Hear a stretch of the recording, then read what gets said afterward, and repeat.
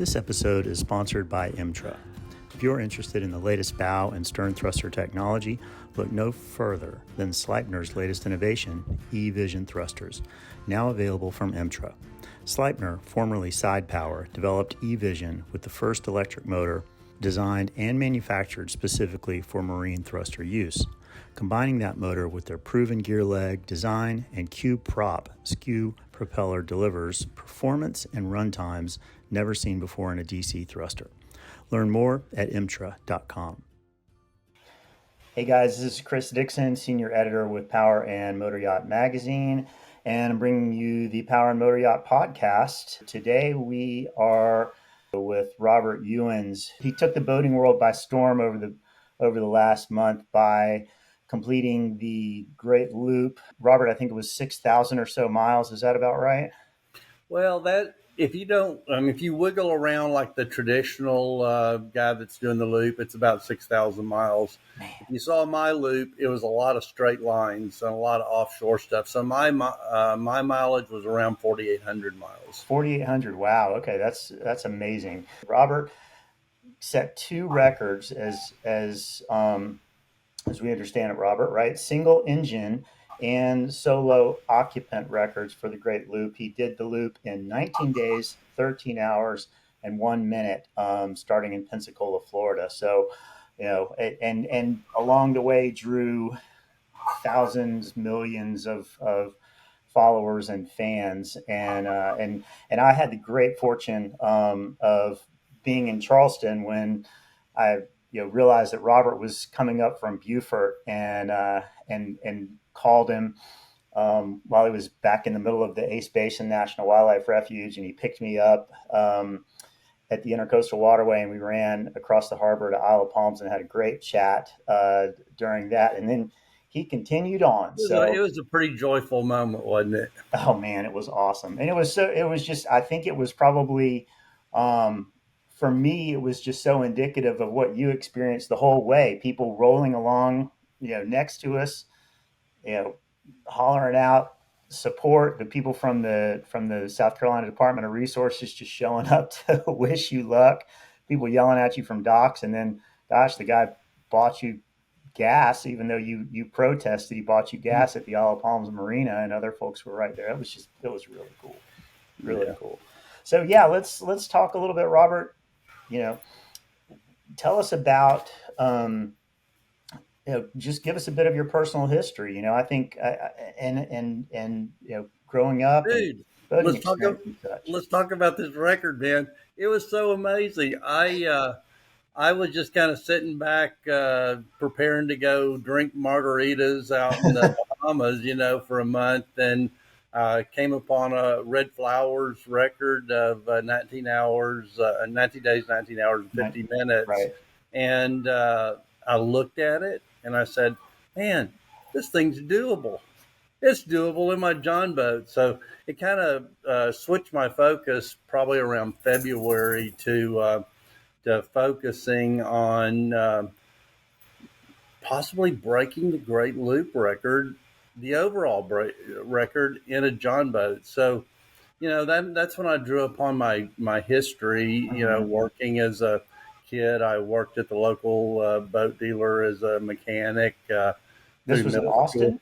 No, this was down in south of Houston, in a little town called Lake Jackson, and worked for Bartlett Motor Company. And I was a mechanic. When my friends were making 25 cents an hour, I was making $9 an hour. I was making 50% shop rate, and that served me well as I went to college. I worked for a company called Billy Dish Marine as a mechanic, and but that's when my career changed. I went to a boat show, and I begged to be a salesman, and I stayed up that night with the reps from other companies, and sold 27 boats Friday afternoon. And really, said, I need to be. My boss said, "You're going to be my new salesman." I said, "Oh no, I might be your new factory rep because my purpose is higher. I need to show people how to show the joy of boating, because the hardest thing in a purchase of a boat is to commit the money to have the joy with your family." And I soon learned it wasn't about the boat. It was about, what people are going to do with their boats. Right. But so, particularly, I know you want to know a little bit about my history. What are you thinking about? I mean, I'm thinking about you're touching on it right there. I mean, you're how you how had experience from early on, as a boater. Did you boat as a kid when you were growing up Yeah, as I got my well? first John boat when I was like 9 years old. No kidding. My mom bought a Scott at Water 3.9 at a garage sale for me, and it didn't run, but between my dad and I, we fixed it up and got it running, and the passion was there immediately. Mom recognized it. Dad was didn't understand, but mom would drop me off at the bay on Friday night and pick me up Sunday afternoon. And no, I just love being on the water since I was a kid. Not as much as a fisherman, but as a explorer. I like to go check things out that people can't see any other way than by boat. So how old were you when mom was dropping you off? Oh, I was like 12 years old. Yeah. Man, that's awesome. Yeah, I was the third child. I was the oops, I think. My brother's 17 years older than me and sister 10. So by the time I came around, they were pretty comfortable with letting me loose. So it worked out for me. I had a great childhood down on the coast, running the bays and bayous.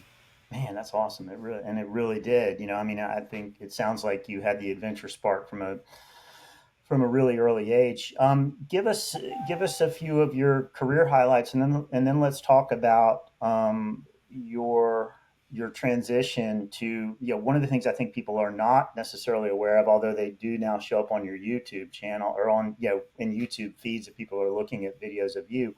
You have a really significant list of attempts and completions of other passages. So let's talk a little bit just about, you know, career path, and then and then these decisions to do these explorations that you did.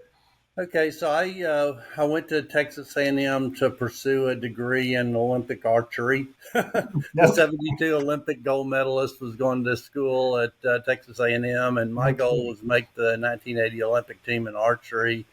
And so I took some engineering, but I was focused on archery. And I shot with John Williams, the 72 Olympic gold medalist, for a couple of years, and he Wow. moved off. So I decided I better, look at other opportunities for archery, and he directed me to some scholarship schools. I checked out University of Texas. Unfortunately, the girls are beautiful at University of Texas. I ended up at University of Texas. There weren't many girls at Texas A&M back in those days, but I got a job at Billy Dish Marine and worked for him. But then I finally had to graduate, and I stretched it out, graduated, and I hired a headhunter to find me a job. And Hmm. he set up my first interview, but he wouldn't tell me who I was meeting. And I walked into this hotel and into the conference room. Man, I recognized this guy right off the bat. It was Bill Gaston, the founder of fiberglass boats, founder of Glastron. What? He and Bill Hammond, were the founders of Glastron. Yeah, There sure. he was standing right in front of me, and I said, hey, Mr. Gaston, I can't believe I'm getting to meet you. This is so cool." And he said, "Well, Robert, I heard about that boat show you did, and what the sales you did with Billy Dish, and we're really interested in talking to you." And I said, "Man, I'm just a kid out of college. You're considering hiring me as a rep?" He said, "Yes, we are." And he took Wow. me in to meet the national sales manager, and it was my mom's bridge club partner's son, the national sales manager. Well, I got hired on, and man, I blew their sales up. I got rid of all the non-performing dealers and put in some really good dealers, increased their sales by several 100% the first year, Wow. because they'd kind of fallen off. And what did Bill do? He sold the company to Larson. and their philosophy and my philosophy were a little bit different about how they were going to market the brand. So we cut the sheets, and I went to work for Outboard Marine Corporation and their Oh, you work power. for ONC. Yeah, so I got in their power equipment side, and that's what I ended up doing the rest of my career. I retired at age 52 from Briggs and Stratton as the regional manager for the southern and western United States. Selling lawnmowers, man. It was my career, and loved it. But it allowed me to save money and retire at age 52 and Yeah, that's go great. hop in a canoe and paddle the length of the Mississippi River in my canoe solo. So that was my retirement gift to myself. So you did that at 52.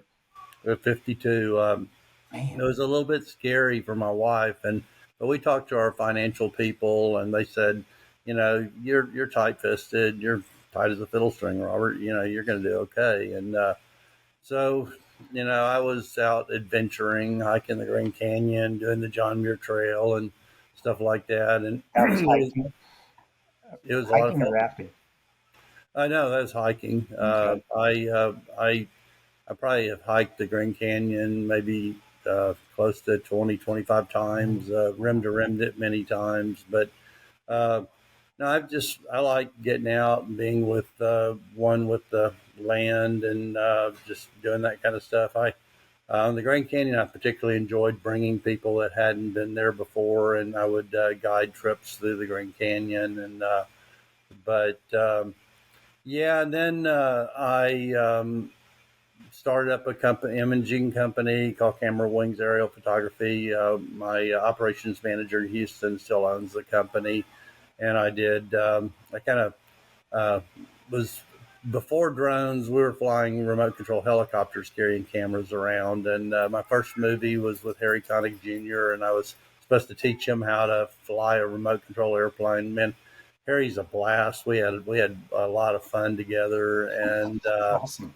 uh, but the director, Tim McKinless, said, Robert, you send me a demo reel off your RC helicopter, and I'm going to make you big. So he did, and we picked up production companies in Europe and across the United States. I did Beachfront Bargain Hunters. You might have remember that series. I did a lot of their Sure. video, and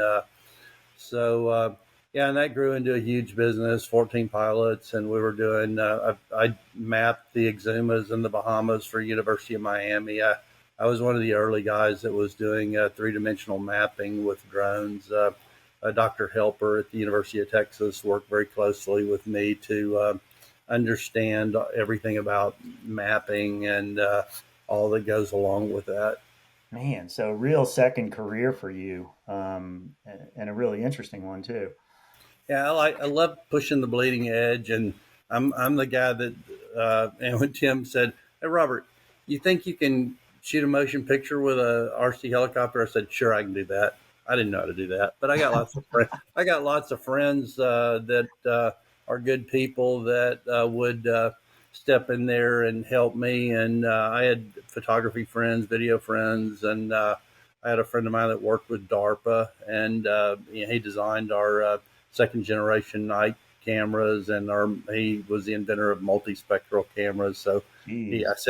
I said, can you help me out? He said, yeah, I'll be over with the laser beams and camera, and we'll figure all the vibration out. But so that was another step in my career.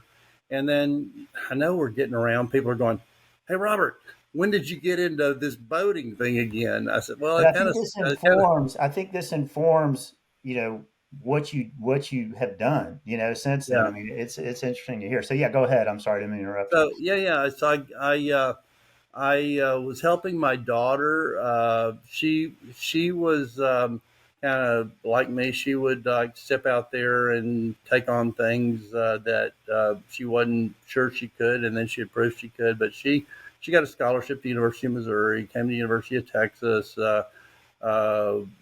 Actually worked for Fox News for a while. Then she got hired to be a president, CEO of an angel investment firm in Australia, Hmm. and then she was back for marketing director of Forever 21 in California. And she calls me and says, "Dad, man, I got this business plan for a Instagram pop up. So So I helped her pull together Instagram pop-up shop in Austin and in Houston, and I focused with that a lot. But it was during that time that I had the wild idea of setting a Guinness World Record in a John boat, Hmm. and and it was only like 600 miles.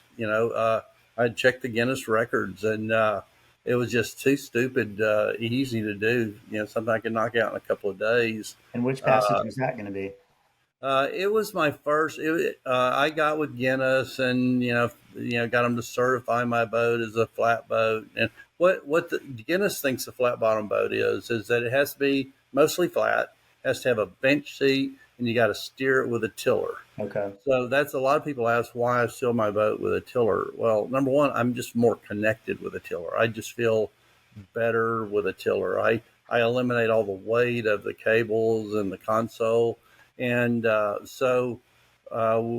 getting with Guinness, and they're a money making company. It's all about that. But there's a free way you can do it if you're willing to wait them out. So it took me about a year to get it all set up, and so I went up to the Monongahela River in West Virginia, launched at the headwaters, went the full length of Monongahela to Pittsburgh. Hmm.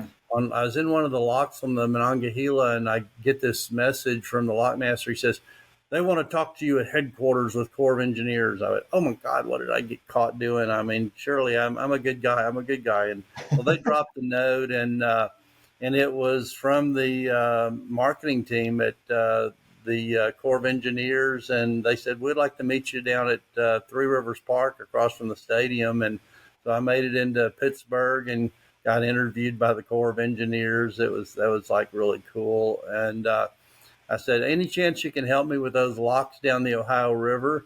He goes, "Yeah, I'll give him a call and see what I can do." And I got to the first lock, and he says, "We're backed up with 24 hours for commercial traffic." Oh And I man. said, "Man," I said, "I'm that John boat guy that's trying to get down to the coast. Any help?" "Oh," he goes, "You're the John boat guy. Yeah, we can help you out." They called us from headquarters, and he called all the towboats. And I think those towboat guys worked by the hour. They didn't mind letting me slip through.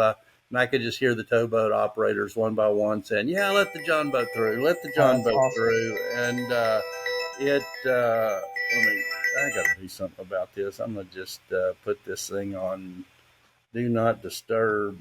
Okay, we're on do not disturb. So, yeah, I made it down the Ohio River in a hurry, got to Cairo, took a left turn on the Mississippi, went down the Mississippi, and all the time people were coming in and saying, "No, I said a 600 mile, I said a 1500 mile, I said a 1700 mile." And then this guy comes on, he said, "Man, I did like a 2000 mile. I wrote a book about it." And I checked it out, and I said, "Thank you so much. I'm extending my trip." So I went all the way down to the Gulf of Mexico, took a right turn across the Gulf of Mexico in a 14 tracker with a 25 on it, and crossed the Gulf, went up the Atchafalaya up to Morgan City, covered it's 2,244 miles in 12 days. So Man. that's what got me started in this stuff. There was no ceremony. There wasn't anyone waiting for me or nothing. It was just, I just wanted to go do it. But you know, how it's gotten to this, I don't know. I'm clueless. But I'm just having fun with it along the way. So, yeah, that's how John boating got started. And then I guess the next big venture was a friend of mine was going to go try to paddle across the Arctic. And Hmm. I said, "Well, I Wow. think it'd be fun to come up there and come from the other side. And if some way we can make it, I'll help you out if I can." I said, "But no guarantees. This is I don't know anything about the Arctic." And then there were months of process of working with the Canadian government and filling out forms that said like, "What's the tonnage of your vessel?" Tonnage, right.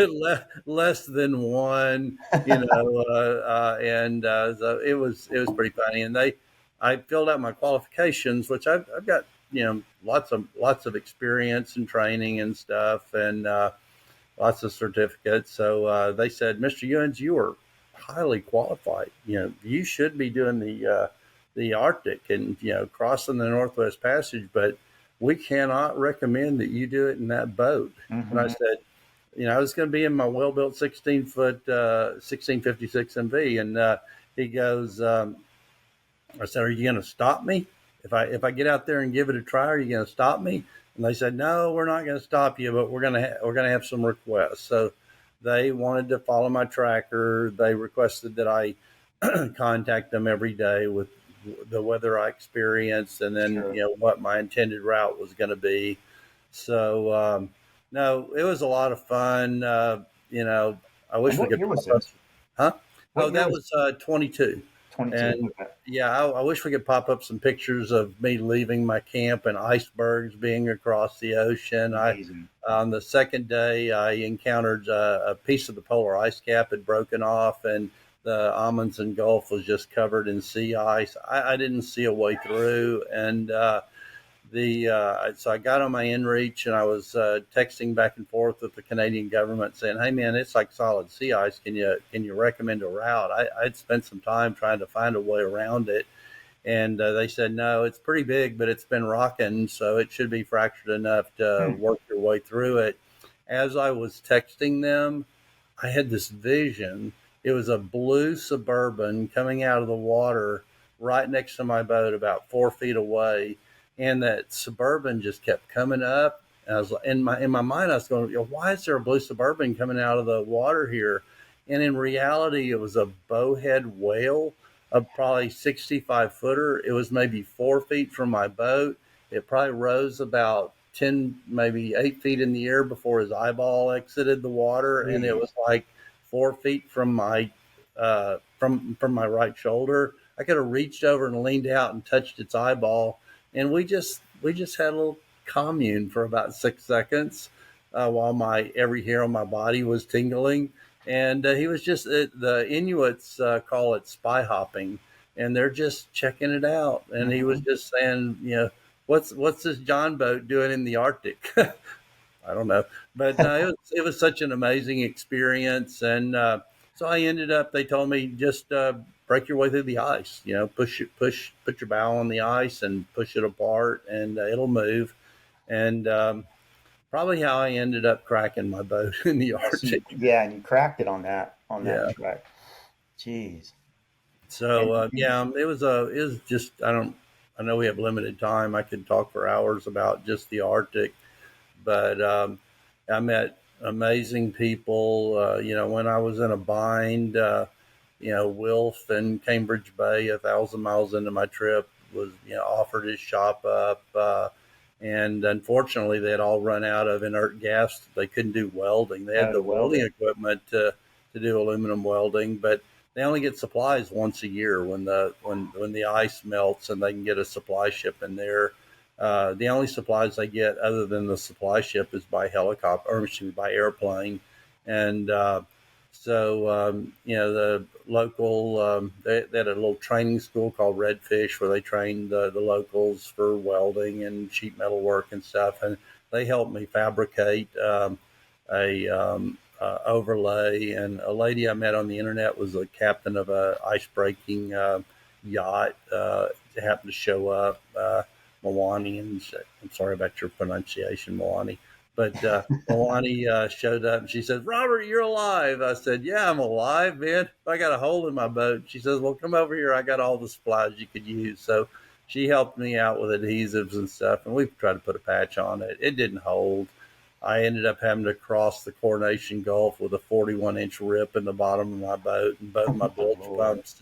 both my bilge pumps running. And there was this Inuit fella sitting there on a four-wheeler with a trailer. Says, "Hey Robert, you're in trouble. Let's get your boat loaded." I said, "How do you know I'm in trouble?" He says, "Oh, the Coast Guard guy in Cambridge Bay is my brother. He told me."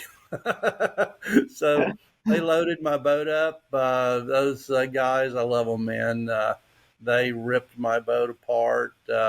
He's happened to be a certified welder working for the Wow. city. He had gas. They worked on my boat for several days, and the local guy said that owned the hotel said, "If you'll buy 2 meals a day, I'll let you stay in the hotel for free." I was on a budget, man, and so those guys in 5 days they fixed my boat up.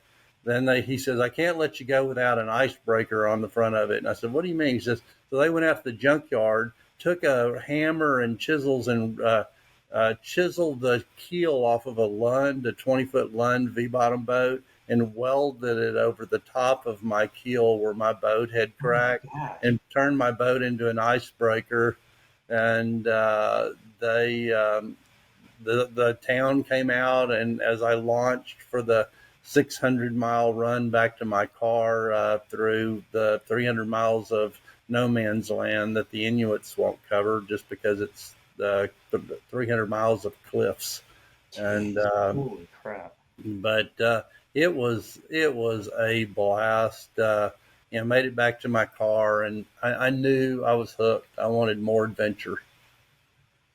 Man, well, you got it. And then am I right? And we don't have to spend a lot of time on this. Am I right that you also did the inside passage on the John after Yeah, that? that was the next thing. I really was geared up, well built during all this. Contacted me, and they were so upset that I had to kind of shorten my trip in the Arctic. And they said, "Well, we wish we would have known. We would have built that boat for you that would have held up, and we would like to build a boat for you, no charge. You tell us what you want."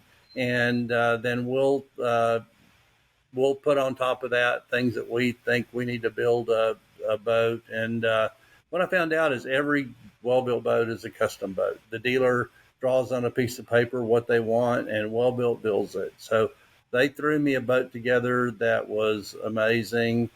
We had to go test it, so I chose the Inside Passage. I had done a cruise through there, but I wanted to go to all the little islands. I wanted to go where no one goes. I wanted to Right. go to the hot springs and soak into the volcanic hot springs, and I wanted to go to the Indian villages, and I got to do all that. I stayed in people's homes, and it wasn't a race, so it was very leisurely. I could stay where I wanted to. Baranoff Warm Springs, amazing. You'll never get there on a cruise ship. But I pulled into Skagway, which was the top of my trip, about 1,300 miles into the trip, Dang. the top of the Inside Passage. And some fishermen were there, and they said, "You want some Alaskan sushi?" And they had caught prawns, and we cut up prawns and sit there and talked about our lives. And those talking about our lives with the locals is a really important part of all of my journeys to me. Understand the people in the places that you're going through. Yeah, and then I guess it should have foreshadowed possibility. And I ended that trip to no fanfare. I had to call the people to come get me, and my friend, he likes to play tennis. He's a retired guy, and he was excited for me, but he knew me. Robert's an adventurer, so yeah, this ho hum Robert just covered another 2,500 miles on a John boat, so it wasn't all that exciting to my friends that hosted me there in Port Townsend, but love those people and really do appreciate them. And then I said I need a leisurely outing, and that's when the Bahamas trip started coming about, and I was going to go drink uh, you know margaritas, rum and cokes in the Bahamas for a month. And that was the whole plan for this year. I started last year planning for that, meeting people on the internet and setting that all out. I had everyone lined out, and then boom, it hit me. Red Flowers record. It was beatable. And I'm an amazingly focused person. People tell me, and so Daddy always told me, if you want to be an eagle, you got to go fly with the eagles. So I called up Red Flowers and the current record holder, and he was a gem, very supportive. Steve Herndon, the previous record holder, Michael Straub, who wrote a really good book, doing it on a jet ski. And Right. I started meeting the people that I felt were the eagles of great loop and speed, and doing it in a non-traditional way. But I'm also a member of the Great Loopers Association, and I got lots of feedback. Kim Russo is like the coolest, and she's the president of the American Great Loop Association. And I'd say about 90% of the great loopers recognize my spirit. And no, it was 99%. And there were 10% that, said, you don't understand what the Great Loop is about and stuff. And I said, well, there's a lot of opportunity to experience the Great Loop in different ways. And, you know, I didn't think any of them expected me to meet 100,000 people, maybe more, and shake hands with people on the bank. So I got to meet more people than most of them. Man, It wasn't by intention, and the we can talk about it more. But the final outcome was, the people at Pensacola lined up this big yacht, really cool guy, and they took out the executives from Tohatsu and my wife and family and others on this big yacht. And my wife goes, "Man, that thing was really comfortable." She said, I think I could like handle something like that. And I was like, oh, really? A trawler might be in our future. very cool. Maybe sauntering through the Great Loop is a possibility with my bride. Yeah, sometimes there's magical outcomes. And Deborah's getting to experience that beautiful boat she was on and understanding the joy of being on a trawler. So hopefully someday I might be sauntering my way, taking my time in a trawler circling the Great Loop. Imtra is a 100% employee-owned company committed to bringing the best-in-class products, expert product knowledge, and unparalleled support to the entire marine industry throughout North America since 1952. Spending time checking out the places that you were blasting through. I remember you saying when you were coming up from the South Carolina coast, but a lot of people don't realize how beautiful it is behind Myrtle Beach. Even I mean, there's so much wilderness area between Charleston, Georgetown, and Myrtle Beach. And I remember you saying on a video that was some of the prettiest water you'd ever seen in your life. And those big old cypress trees and the knees sticking up out in the water, and those dense forests, and this and clear water. And I'm on the Gulf Coast, man. It's like mud down here. But no, it was beautiful. The people were beautiful. It was amazing. And I was speaking from the heart, man. It was one of the most beautiful areas that I went through. But then I got in the Erie Canal, and it was really, really beautiful. And then I came into Arcadia, and I was walking along with these two couples that were adopting me in Arcadia when I was having challenges. And they said, well, what was the prettiest thing you ever seen? I said, well, I'll have to tell you, South Carolina was amazing. The Erie Canal was amazing. But there's one place that just stands out above the rest. And she goes, what was that? What was that? I said, Arcadia. She said, you're a salesman, aren't you? I said, I might have had a little background in sales, but no, I love the people in Arcadia. They were really good to me. Well, let's talk a bit about the various parts of your passage. Now, you left from Pensacola and made a beeline diagonally across the Gulf rather than hugging the coast. Can you talk a little bit about that was a long way. I figured that would light the fuse on something that might explode into something, but no, it was intended. And I had done lots of meteorologic research on the entire trip. And I looked at weather windows historically for a 10-year period. And wow, there were two weather windows that most concerned me, Lake Michigan, because it runs north-south and the prevailing winds tend to always be in that southwest, southeast, south quadrants. And I had to determine what was the optimal weather window for that area. People said I got lucky, and I did, but I was lucky in the best weather window of the year for Lake Michigan. And then I had to kind of coincide that with my other biggest jump was the Gulf and its southeast prevailing winds.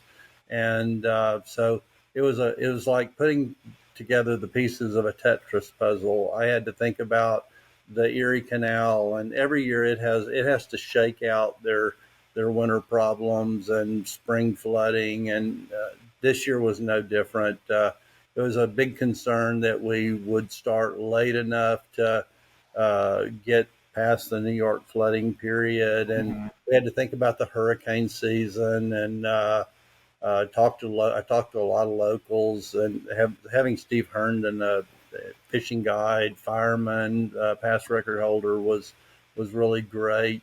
So yeah, I looked at all that, and we picked a weather window. We started at July 6th was July our for 6th. the start of our weather window, and I think we ended up taking off on the 12th. That was a magic window right there. I was very fortunate to be able to cover over 400 miles offshore, and That's amazing.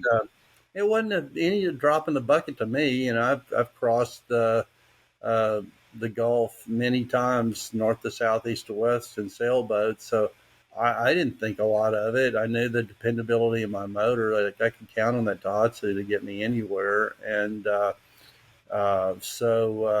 yeah, I took off. And the thinking was, Red took 3 days to get around there. He had some trouble with his motor and had to go into Fort Myers and get a repair. And he And did a what was he fundraiser. driving, by the way? What was he He was driving in on? a 28 foot, and I can't remember the model, really nice boat. Had a 400 horse Merc on it. They Mm, had a 3-man crew. It was decked out. God, wow. I'm so, I apologize to the boat manufacturer because it's an amazing boat. Uh, but no, he did a fundraiser through there, and I said, this is an opportunity to hop a couple of days on the current record holder. And so did I take some risks? Yeah, I did. But they were calculated risk, and they were risk with a guy running the boat that had lots and lots of years of experience and training. So I felt comfortable as I left Pensacola, you know, on a 170 headed to Fort Myers. And then through the Lake Okeechobee, right? Right. And then out onto the open Atlantic where you had quite an adventure. Let's talk Well, a let's bit talk about about the that. Okeechobee first. Yeah, So sure. the Okeechobee is a choice. So there's lots of choices on the Great Loop. There's choices of, do I take the Mississippi down and cut across? Do I take all those locks through the Tenn-Tom, Ohio, and Tennessee? Which one of those is going to be faster? Do Hmm. I take the St. Lawrence Seaway? Do I take the Oneida cut out of Erie? Do I run to Erie the whole way? There's choices there, and then there's choices in Florida. Do I take the locks of the Okeechobee Waterway, the 5 locks there? Do I have a fast enough boat that I can jet around through the tip of Florida? Maybe Yeah. do a marathon or Key Largo exit, and so for the bigger, more powerful ocean boats, it's clear to me, go run around the tip, skip all those locks on the O and some of those speed zones. But for me, I'm not an ocean boat. So to me, the clear choice. Well, actually, my initial plans, if you see my posts, I was planning to go around the tip, but I talked Hmm. with Steve Herndon, and he said, Robert, I think for your boat, going the O is going to be the route. So there was some controversy about some of the record boats went around the end of Florida, like Steve Herndon. He went through. Steve Herndon and I both went through the O. Um, I don't think Peter Hages, who's now the current record holder, or Red could have saved a moment going through the O, because with their bigger boats, they would have had the issues and lost time. So I just kind of want to get that behind. As Yeah. there are a lot of choices in the route. It's like maybe a cannonball run on this thing, and my choice was the O. So then I got up that morning. I ran all the way through the O in like 5 hours. I was across Wow. Oh, Florida, so I took off from St. Lucie and started headed up to the Cape. And I unfortunately encountered a storm. I was running right next to the shoreline because the Cape was giving me a little, blocking from a north wind that was coming down. And I was running that shoreline, and I know they put riprap out there to hold their beaches, and man, I clonked into some riprap, knocked my motor up, knocked the cover off. I was in a fighting a storm anyway, and I was looking for, I know I hate to get pinched on the shoreline. I'd rather run 100 miles offshore than get pinched on a shoreline. And so I was actually looking to turn out off the beach, and I clonked that riprap. But I got that all under control. It did break my Simrad autopilot mount that I had built and caused some stretching of some wiring and stuff. It was disappointing. But I posted that on the internet. I don't remember how it all worked out, but a guy ended up coming up and helping me at Cape Canaveral, getting all that done. But so that was my first storm, and I had to fight my way out. And I came into Cape Canaveral real late, and you probably heard the story on that one, where in the middle of the night, this officer says, "You can't park here." I think I heard that, but you can't camp here. This is not camping. I said, yeah, I know it's not camping, but I haven't hardly any sleep, and it'd be really dangerous for me to leave this harbor at this state. So it was an emergency thing. And he goes, "Oh man, you're that Facebook guy." And I said, "Oh, I'm the John Book guy." He says, No, you're all over Facebook. There's some kind of algorithm went off, and he says, yeah, you need to stay right here. And I said, if you'd have sent me off, I'd have just went 5 feet at the end of your dock and dropped anchor. And he goes, well, I know, you're a crazy man. And so he said, I'm going to make sure no one bothers you. And he did, and no one bothered me till 4 o'clock, till the next shift change. And the officer comes over and says, "You can't camp here." And I said, "Oh man, I talked to the other officer earlier, and he said I'd be okay because it was an emergency." He goes, "Oh man, you're that Facebook guy. I'm following you." And then That's awesome.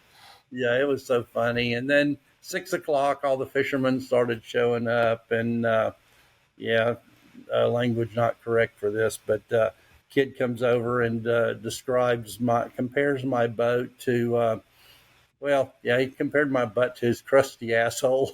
I about split. I was sleeping in my boat inside my little tent, and when he said that, I was like, "Oh my God, it's so funny," because my boat is not the typical boat as you've seen. It is not. It is definitely not. And it's amazingly, outfitted and obviously tough. I know that they reinforced, they added extra ribbing on the hull as it, inside. And then you also had that remarkable bow extension that I guess you mocked up in cardboard, right? Which you would need on the very next leg. Right. So, well built. My boat has internal killsons, triple killsons in the front area in the impact zone, which probably kept my boat from collapsing later in the trip. They took note from the Inuits, and 3 of my keels have quarter-inch angle aluminum overlays welded over them. So, I can hit a log or hit ice, and it spreads the energy through my hull. And they did other things to the transom and gunnels and everything too. I said they added 80 pounds of tough to my boat. My boat weighs about, I think, 539 pounds in its current configuration, hull only. So, and then the Panga. In the Arctic, I had dipped my bow a couple of times and loaded a couple of 100 gallons of water in the boat, and bilge pumps fighting. And I said, I think I can do better. I saw the Panga boats that are used around the world for launching off beaches, and they have the really tall, blunt front that allows them to slow at the wave and then raise up above the wave to go over it. And Quentin Clark, my strategist for the river portion of the trip, helper for the whole part of the trip. He is the manager of, I'm going to get this wrong, I'm sorry, Classic Metalworks, Classic Custom Metals. I'm going to get that right at some point really quick. But Clinton is the general manager. He started there when he was 19 years old. Now he runs the place. And uh, he said, "You mock it up in cardboard, this Panga front for your John boat, and I'll build it." So Cool. I used the old cardboard CAD and did all the measurements, took a measurement of my boat, and he made it happen. Sight unseen. Awesome. I drove up there, and it just sat in place. It was perfect. So the Panga front probably saved my life and made things a lot easier. As I left that morning from Cape Canaveral, don't blame my router. He had gotten weather reports before I went to sleep at like 11 o'clock the night before. And he gave me weather routing that, yeah, I could make it all the way to Bald Head, North Carolina. I was going to do another So you were 400 mile thinking, jump. wow. And what I didn't know, because I got up, I should have contacted my router. I should have done another peek at the weather. Mistakes were made. I'll admit, I'll be the first one. I'm clear as glass. I gave y'all 2 minute access to my trip. You could see people were screaming when I'd stop to take a number two in my bucket because they saw me not moving for 15 minutes or something. But no, I'll admit I made mistakes. Even experienced boaters make mistakes. But you hope all that training and preparation you did helps you survive the mistakes. Well, my mistake is I took off without checking the last minute weather, and I headed into a low pressure system. I think that became like a tropical storm. It did. Yeah, it did. I was over 100 miles offshore, and I was rocking with the Gulf Stream. I had a 4 mile an hour current pushing me north, and it was going to be the way I was just going to jump this thing, and I was literally jumping the shark. Wow. So I was really excited, and then I saw some kind of weather system up in front of me, and I didn't know if it was a pop-up thunderstorm. I expected to encounter those, and no, this wasn't going away.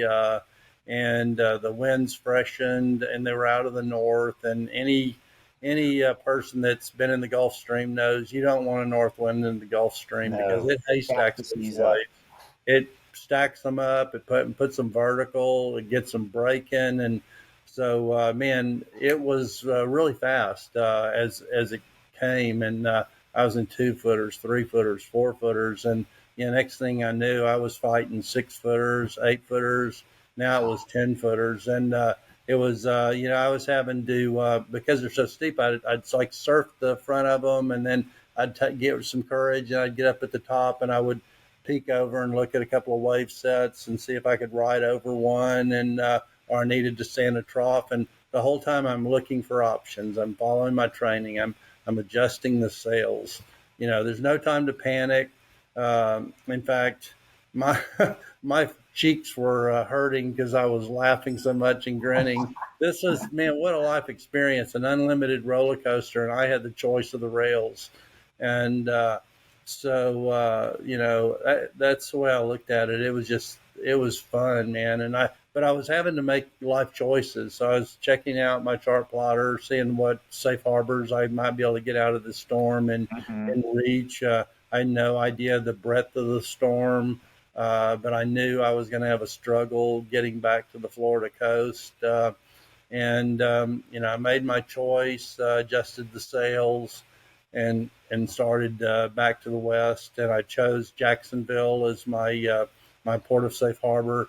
I could have adjusted it further south, but being a racer, I wanted to maintain a course with as more north as I could. Right. And I was still way over 270. So, I was north of west. I was feeling pretty good about making my headway. Got into Pensacola in the middle of the night. Into Jacksonville. Yeah. Man, there's lights everywhere. I was having to work with the chart plotter and figure my way through all the navigation lights and the ships that were staged up for Jacksonville. Made it into the harbor, said, man, I'm not going to go anywhere near a dock after that Cape Canaveral experience. I'm going to find a place to anchor. And I anchored out. I slept late. People were worried about me because I had slept late. But, man, I was tired. I'd been on the tiller. Awesome. fighting a storm for hours. There isn't going. Will you take the wheel for a while when you're solo? No, it's out there. It's your handle. It's your tiller. It's your boat. Man, you're sticking with it. Nature calls, nature waits. It's but then the magic happens. I pull up to the marina in Jacksonville. There's a line of people waiting to help me. There's a guy that, I got a little, one guy came out and said, I busted through my seat, and he goes, man, I'll go pull it off. And another guy says, well, let's go get you a new seat. We run off searching for seats and found an exact replacement. And they said, you go sit in the air conditioning. And I got to visit with a nice lady there at the marina. And while they were fixing my boat, it was amazing. It was the start of the magic, I think, of people helping me, and it was the start of my running the ditch for a while too. And if it hadn't been for that, I wouldn't have met you, Chris. That's true. It was that wreck that put me on the ditch to come through South Carolina and have a guy, an editor for a magazine, give me a call. Magic. I was honored that you took it. I don't think people can really appreciate. Well, I mean, you can appreciate, but it was one thing to see your boat on video and to see the reactions that people have, but then also to see how you had the boat set up. It was another thing to ride on it. I mean, it was and to ride with you, because the boat was was really well set up. The way that you had your I've noticed the way that you had your fuel lines routed, the kind of how you had things strategically set up was obvious that you put a ton of thought into it. And I guess one of the points that people are now aware of too is not long after you dropped me off, you had your incident on the waterway outside of Georgetown where you ran up in the grass. And and again, I saw some people, just armchair quarterbacks totally saying, "Oh, he shouldn't be doing this. He's endangering other people. Whatever." You were one. I know that water. You weren't around anybody. And the other point is, I mean, what did you learn from running up into the marsh grass outside of Georgetown? You didn't seem all that tired to me, but I can imagine, when you're running, a long straight shot like that, you've already, just talk about sleep and fatigue and that sort of thing, and that incident a little bit. Let's take this opportunity to address two things. You got in the boat with me immediately online. Robert disqualified himself. He had another person in the boat with me, and I did not drive that boat. I will say, I did. You were there as a reporter. We had a camera on me. I was mic'd up. Exactly. You were a pain in the ass drag on me, actually. But no, a pain in the ass I chose to have. There was no generally. I've been around racing for years. The question that race officials ask themselves: was there an intent to gain an advantage? Hell no. There was an intent to slow my ass down, and an intent to have a lot of fun with a guy named Chris that's with a magazine. That was the intent. And then the other thing a race official will look at: was there an actual improvement in his performance because of the action taken? Hell Absolutely no. We slowed down. We talked. We pulled into a marina. So, guys, I'm sorry. If you had a problem with me and Chris, that's your problem.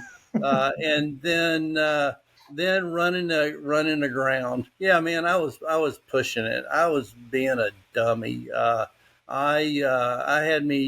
People were so gracious, had me a great big sandwich given to me there at the dock. And that's awesome. Them that gave me that sandwich, you don't take any fault to this.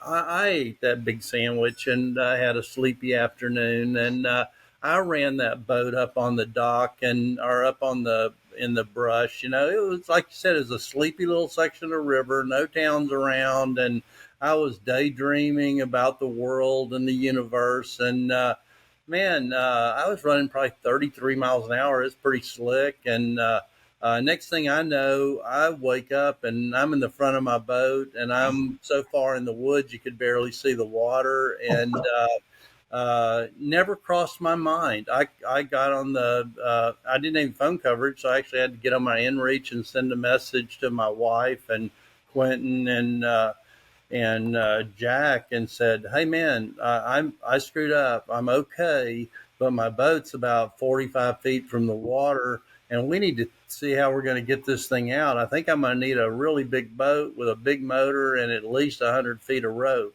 Hmm. And that's all I was thinking about. It never crossed my mind that this was the end of the journey. Man, Awesome. I was focused on getting that thing out of there. I mean, I was questioned by the crew. Says, you really want to release the story that you fell asleep? I said, yeah, this is part of the adventure. I screwed up. My wife, when I found out that there was an area I could go to and get phone reception, my wife says, "Okay, Robert, what are you going to do about this?" And I thought about it and I said, "Well, here's the deal, Deborah. I am never going to take a bite of food during the middle of the day again. There is no lunch the rest of this trip. I'm going to live off body fat and Red Bull." And that's what I did from that point in the Right. trip. I learned, guys, if you're fatigued and it's a hot afternoon in South Carolina, Which it don't eat a was. big old fat sandwich and think that you're going to go through a nice lazy section of river and stay awake.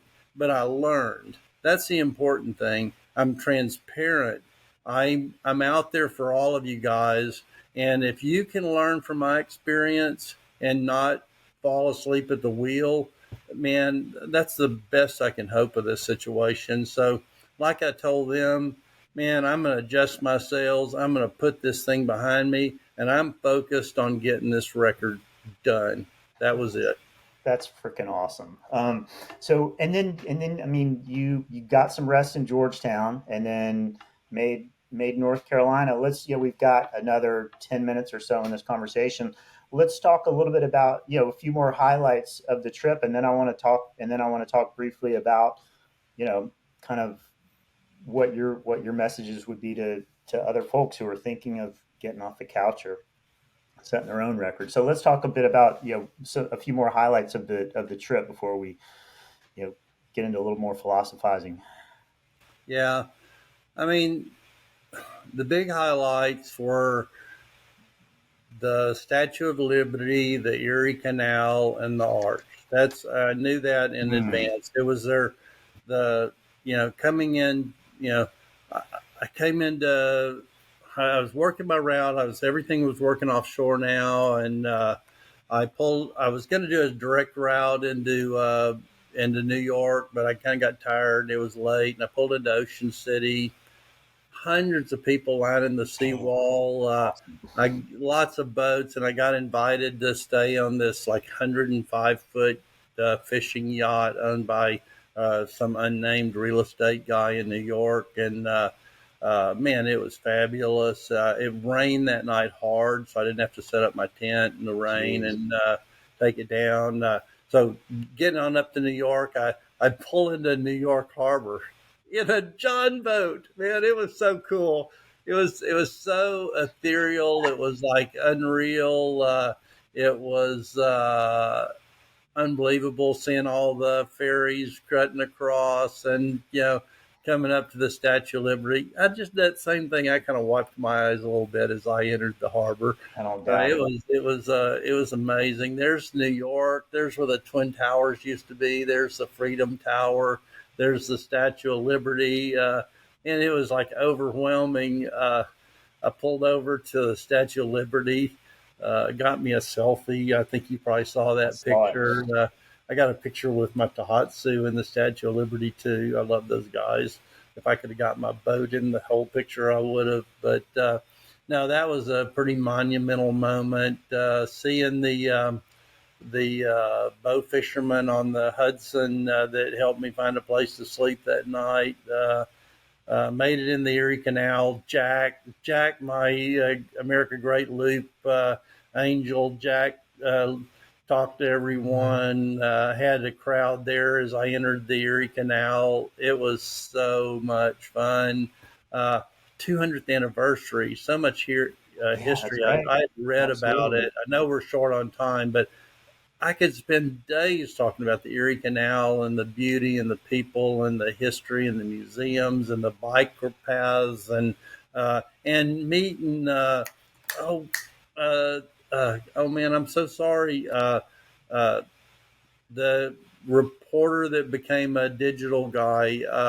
Oh, he's such a wonderful man. He's the one that caught me waking up with a tugboat coming behind me. Oh man. Uh, it was so beautiful, and he did great interview and posted. He has 600,000 followers, Wow. uh, and uh, Maybe we and can oh, put I it got in we'll superimpose it at okay. the bottom Thank of you our so much. screen. And then the coolest woman, man. This lady's a keeper. If you don't marry that lady, you're a fool, guy. So he couldn't get off work, but she could. So she was there when I was waking up, and I couldn't get through the lock anyway, so I hopped out of the boat and was talking to him, and she was telling me the story of her husband that couldn't get off work, and that Mm. she was coming to meet me for him, and I said, "Hey, can he FaceTime?" And she goes, well, I'll see. I said, so she sent a message, can you FaceTime? And he said, yeah, for just a second. So I said, well, set up a FaceTime and I want to come on the screen as the opening. And it was so cool. I opened up and he was like in a head net or something. He must work in meat processing or Kind of something. factory, right? And I said, "Hey Bill," that might not have been the name, but I can't remember right now. But hey Bill, man, you got an amazing girlfriend. She's out here. He goes, I'm talking to Robert. I'm talking to Robert. It was so cool. He was so excited, and we visited for just a second because he had to get back to work. But here's a blue collar working man. My fan wanted to be there, couldn't, and his girlfriend went. Man, that woman is a keeper. Again, you need to tie that one up because she's a keeper. But so we got through the Erie That's awesome. Canal and came into that last little town, exiting the Erie Canal, and the whole town was cheering. Horns were going off, and a guy said he would lead me. That was this thing. People would get out in front and lead, and people were saying, "Oh, those guys need to get up and sway." No, people offered to lead. Local knowledge is paramount, and Hmm. yeah, That's got out to great. the Erie, blessed with an incredible opportunity to get across the Erie. Slept out at Long Point. Had to make an adjustment during the middle of the night. There was a wind change. I was in 3 foot waves and woke up at like 1:30. Packed all my gear. Had to move about a 2 hour move around to a safe harbor and drop the hook. And I ended up sleeping until like 8 because it took me a couple hours to make that move in those big waves at night.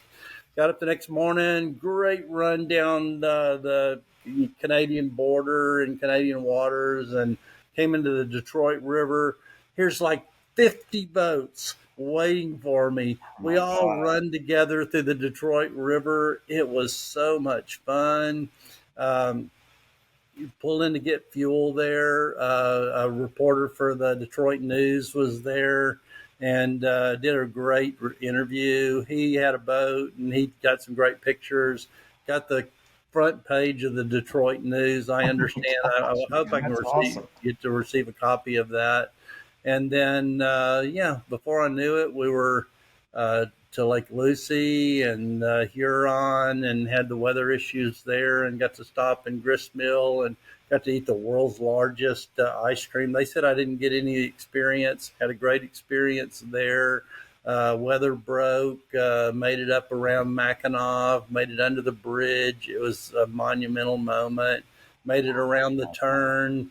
Found I had problems. Made it to Arcadia. The people are wonderful. Sleepy little town. Sleepy little town. So sleepy it doesn't have a gas station or a convenience store. It's sleepy. And then the weather broke. I made that 200-mile crossing across Lake Michigan, Yeah, that was amazing. And you got really lucky because the right city's not down the heavy. throat of it. And who gets to do a 200 miles straight down the throat of Lake Michigan run? And that was outstanding. And got into Illinois, and like I said, the Corps of Engineers really stepped up. Had a lot of fun with them, and yeah, it was just cooking. Got into Grafton. There's a huge rockin' party. the Oyster Bar Marina there is just having fun. Lady had a house up on the hill with like a glass elevator and a 360 view, and she put us up overnight. There's just so many highlights. So many people, so many stories.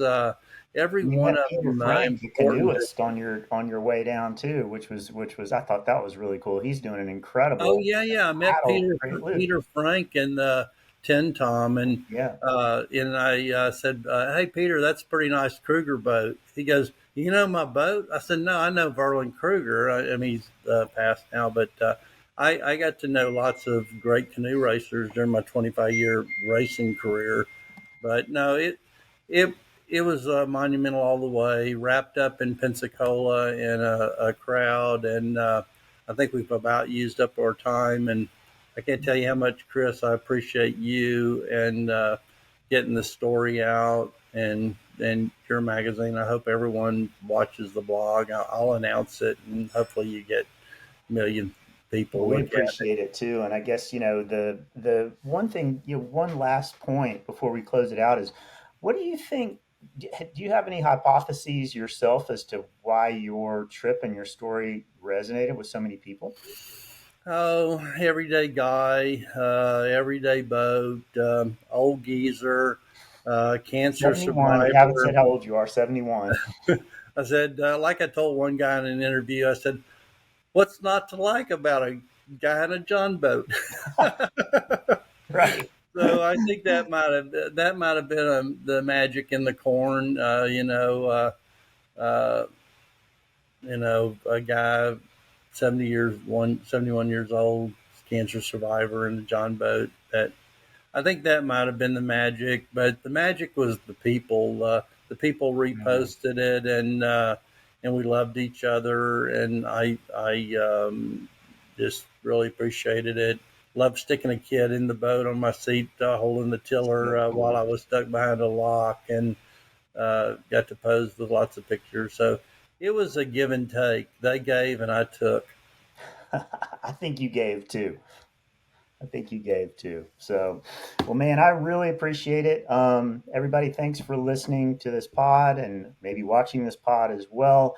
If you enjoyed it, please, subscribe to our Power Motor Yacht YouTube channel or our podcast, or subscribe to our print magazine, which I'm pretty damn proud of. And we will have a feature on Robert's trip in the magazine coming up as well. Robert Youens, I cannot thank you enough. It's been really fascinating, and I'm so stoked for you, and I can't wait to see what you're going to do next, man. Okay, well, thanks so much for having me on. It was a joy to meet you, Chris. Well, this is Chris Dixon with Robert Youens with Power Motor Yacht, and we will see you guys on the water. And now for a final word from our sponsor. Whether you're considering installing thrusters on your boat and have pre-sale questions, or already have them and need post-sale troubleshooting and service, IMTRA offers unparalleled support with a full-time team of product experts that are here to help.